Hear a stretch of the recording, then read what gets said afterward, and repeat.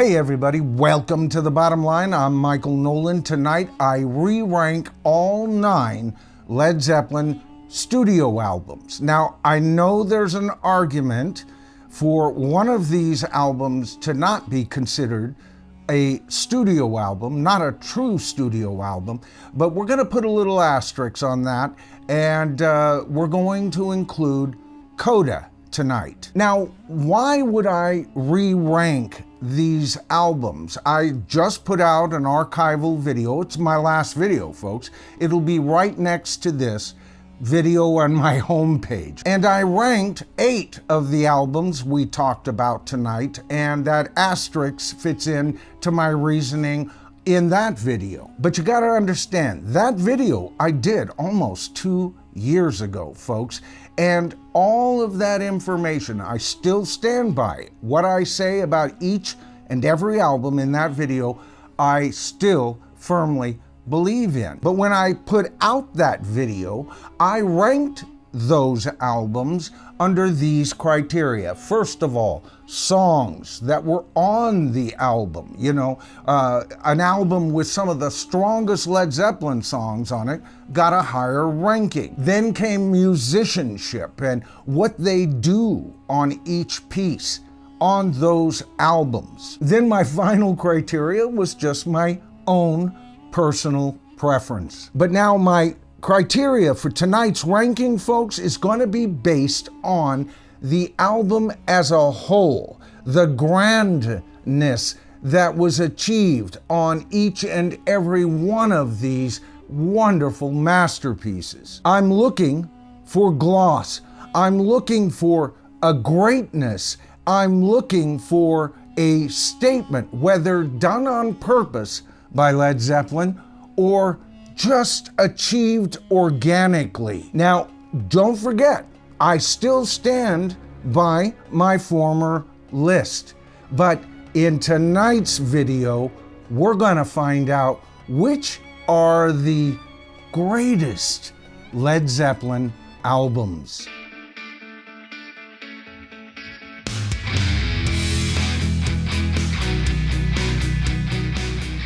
Okay, so first of all, my number 9 position, which would have been number 9 in my last list as well, for obvious reasons, is the album Coda. Now, in the video that I covered Coda, I always mentioned that this was a good album. This was an album that any other band would have been more than happy with to put out to their listening public. And of course, again, I ranked it a good album. In tonight's list, it's going up a notch.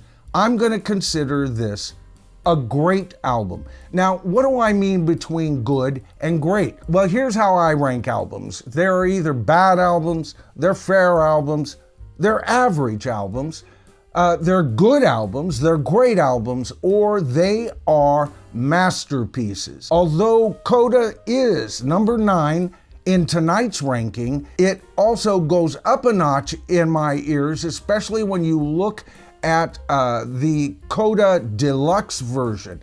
It is their anthology, folks, you know, and it is an essential listen to any true Led Zeppelin fan, and I'm grateful that damn album is out there.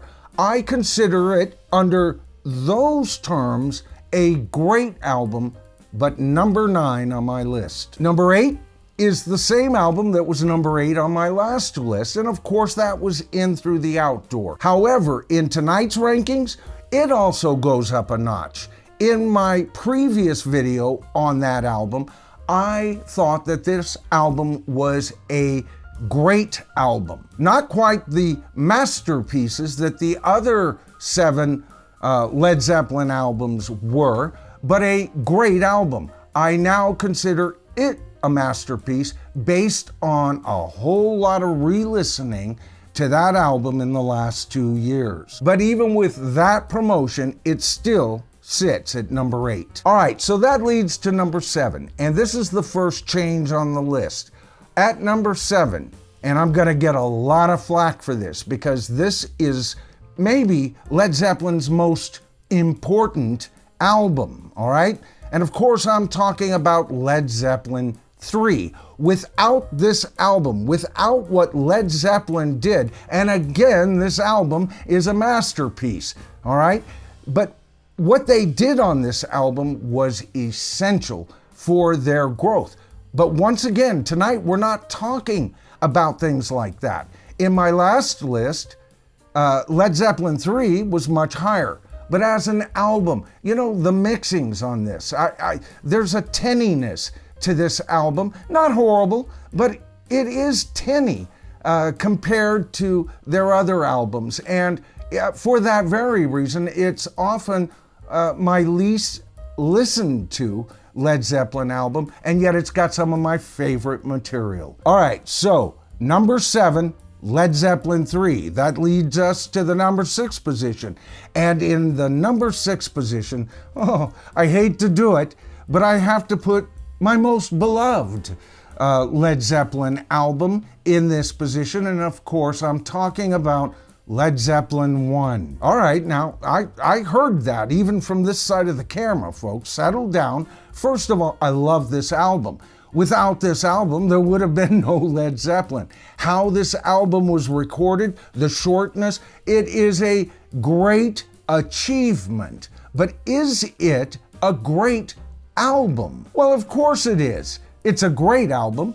All of these albums on this list are great albums, but it is them at the very beginning.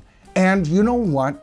Their production got better and better from this point. So I think it's fair to put Led Zeppelin I at number 6, or at least in tonight's rankings. That leads us to number 5, and for the very same reasons, I'm going to put Led Zeppelin II. Oh, but this is a much more sonically improved album, and there are even cuts on this album that lead or are actually the sound that they would achieve 2 albums later. And I know there's a certain element of Led Zeppelin fans that consider Led Zeppelin I, Led Zeppelin II as the essential albums. Everything's lesser from that point. They liked it hard, they liked it raw, they weren't interested in any changes or evolution in the band. That sound, album after album, is exactly what they want. And I can't blame people. I mean, they love their genre, right? But I'm wondering why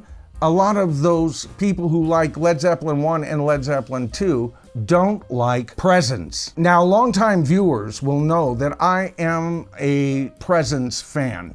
All right, I love this album. They achieve a grandness on this album, and for the most part get back to barbed wire Led Zeppelin. My only caveat on this album, and it's fine, but it sounds more like it belongs on In Through the Outdoor, and of course I'm talking about Candy Store Rock. A great tune, by the way, but it doesn't belong on this album to my ears. But other than that one caveat, this has always been one of my favorite Led Zeppelin albums. All right, that leads us to the big 3, and for the first time in a bit on this list, the same album gets number 3 yet once again. Of course, I'm talking about Led Zeppelin's magnificent double album, Physical Graffiti. Now, as far as double albums in the entire history of rock, Physical Graffiti is my second favorite double album of all time, beating out George Harrison's All Things Must Pass. You go, hey, wait a minute, that's a triple album. Nah, not really. It's a double album with a bonus disc. And the only double album that Physical Graffiti lost to was the White Album. Again, one of my favorite albums in rock. So this is no disservice to this magnificent album. You know, the more I hear Kashmir over the years, the more I get out of it. And I just love that tune. But I also like the bits and pieces. I've always liked that in albums. Top and tailing, you know, in long form. McCartney would top and tail on his albums and in the Beatle albums in short form, little snippets in between songs and all of that. This is done in like little songs in between magnificent songs, and it gives this album a breath, folks. It really does. Now, this is a very begrudging number 3. This has got to be the narrowest point between albums in this whole ranking. Number 3 and number 2 are so damn close. I could have changed them, folks, but I finally led to my former number 1 Led Zeppelin album of all time, Led Zeppelin IV, or as I like to call the damn thing, Zoso. Now, when I get to my number 1 pick, I'll explain why this album fell from number 1 to number 2. But it's certainly not because of the material. It's certainly not because of how the band sounds. It's certainly not because of how well this album sold. This album is like one of those albums like, Dark Side of the Moon or Thriller by Michael Jackson. I mean, every kid in the neighborhood had Led Zeppelin IV. And there's a reason for it. This is their most even-keeled album they've ever done. There is no lapse in between the material, no reason to apologize for a moment on this album. And by giving us that, many consider this their very greatest album. And once they achieved this kind of block of quality, they really had achieved their greatest accomplishment up to that moment. But then they put out Houses of the Holy. And yes, Houses of the Holy is my number 1 album on this list. I mean, talk about gloss. Even when the band goes acoustic, there is such a lushness to the songs. And when they go crazy, there is still that same lushness. The acoustic sounds on this album blend perfectly with the more rockier elements of this album. And this album, I've already said this many times, is Led Zeppelin's best album cover. And shame on anybody who says it's indecent. It was 2 kids, I think they were a brother and a sister, and they filmed them going up that causeway, and they just multiplied them. It's the same 2 kids on the album. But in this case, more than any other Led Zeppelin album, the album artwork directs you, even with the inner sleeve, all right? There's a whole story to this album. I've covered that before. And if you've watched me on Royce in the House, I've made more than a few hints in the last few months that Houses of the Holy was going up a notch. And for this list, it has. All right, that's the video for tonight. If you enjoyed it, please give it a thumbs up. That helps dispense the thing out wide and far and all of that. And if you haven't subbed to the channel, well, now's a good time. All you have to do is hit that subscribe to the tribe button, tap that top bell icon, and you are there. You'll be notified of all my future videos. All right, so I'm Michael Noland. This is The Bottom Line. And folks, together, you and I, in the comments, we are the tribe.